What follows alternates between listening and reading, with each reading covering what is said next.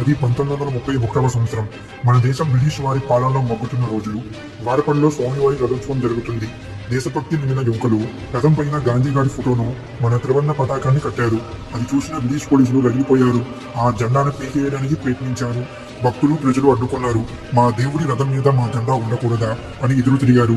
ఆ ఉద్రిక్తతలో పోలీసులు విచక్షణ రహితంగా కాల్పులు జరిపారు. ఆ పవిత్రమైన ఆలయ ప్రాంగణంలోని పలువురు భక్తులు తుటాలకు నేలగొరిగారు. రక్తం ఏరులై పడింది. కానీ ఆ వీరులు చనిపోయారే తప్ప జెండాను వదలలేదు.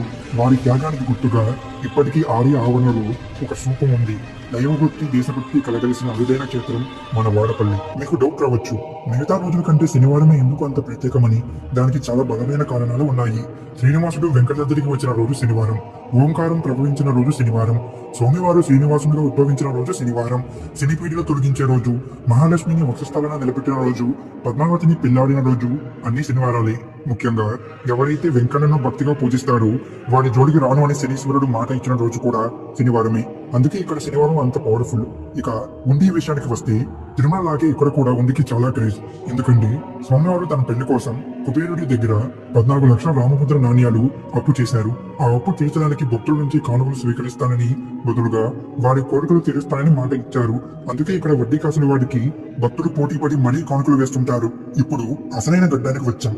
మీ కోరికలు తీరాలంటే 7 శనివారాల వ్రతం ఎలా చేయాలి చాలా జాగ్రత్తగా వినండి. ఇది స్వయంభూ క్షేత్రం కాబట్టి ఇక్కడ కోరికలు త్వరగా నెరవేరుతాయి. మొదటి వారం ధ్వజస్తంభం దగ్గర నిలబడి మీ మనసులోని కోరికను స్వామికి చెప్పుకోండి. తర్వాత స్వామివారి ఆలయం చుట్టూ 7 సార్లు ప్రదక్షిణ చేయాలి. ప్రతి ప్రదక్షిణ చేసేటప్పుడు ఉండిలో 1 రూపాయి వేయాలి. అలా 7 ప్రదక్షిణలకు 7 రూపాయలు వేసి స్వామిని దర్శించుకోవాలి. అయితే భక్తులకు వచ్చే పెద్ద సందేహం, అనుకోకుండా మధ్యలో ఒక శనివారం మిస్ అయితే పరిస్థితి ఏంటి, మళ్ళీ మొదటి నుంచి మొదలు పెట్టాలా అని. దీనికి సమాధానం ఏంటంటే, మీరు కంగారు పడకండి. ఒకవేళ అనివార్య కారణాల వల్ల గానీ, ఆడవారికి నెలసరి సమస్య వల్ల గానీ మధ్యలో ఒక వారం మిస్ అయినా ఏమీ పర్వాలేదు.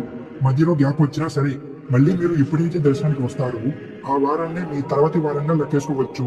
ఉదాహరణకు మీరు 3 వారాలు చేశారు, 4వ వారం ఏదో పనుండి రాలేకపోయారు అనుకోండి. మళ్ళీ మీరు ఎప్పుడు వస్తారో దాన్నే 4వ వారంగా లెక్కేసుకుని మీ మొక్కులు కంటిన్యూ చేయవచ్చు. అంతేగాని మళ్ళీ మొదటి నుంచి చేయాల్సిన పని లేదు. ఇలా వరుసగా 7 శనివారాలు చేయాలి. 7వ వారం పూర్తయ్యాక స్వామివారికి అష్టోత్తర పూజ చేయించుకోవాలి. ఈ పూజ చేయించుకోవడానికి ఒక 2-3 వారాల ముందే మనం ఆన్లైన్ లో బుక్ చేసుకోవాలి. అంటే 2-3 వారాల్లో 7 వారాలు పూర్తయిపోతాయి అనగా ఈ పూజకి ఆన్లైన్ లో బుక్ చేసుకోవాలి. ఎలా బుక్ చేసుకోవాలి అనేది మీకు దేవస్థానం దగ్గర ఉన్న సిబ్బందిని ఎవరిని అడిగినా చెప్తారు. అలాగే 7 వారాలు పూర్తయ్యాక స్వామివారి అన్నదానానికి మీ స్తోమతను బట్టి 7 కుంచెలు లేదా 7 కేజీలు లేదా కనీసం 7 గుప్పెళ్ళు బియ్యం, పప్పులు, నూనెలు సమర్పించుకోవచ్చు. ఇది మీ స్తోమతను బట్టి